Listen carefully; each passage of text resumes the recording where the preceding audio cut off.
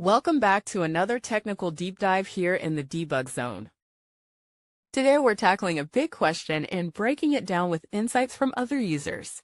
Hopefully this clears up some misconceptions and helps you get the answer you need. So buckle up, stay a little curious, and let's jump right in.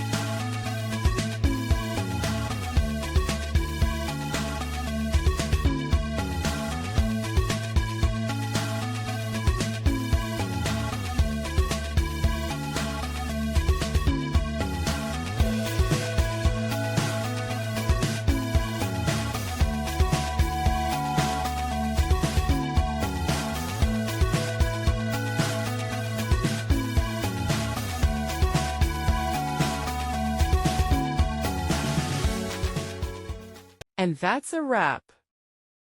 I hope you found the answer you were looking for. If you did, take a second to hit that subscribe button. It really helps out. And let me know in the comments which solution worked best for you. See you next time in the Debug Zone.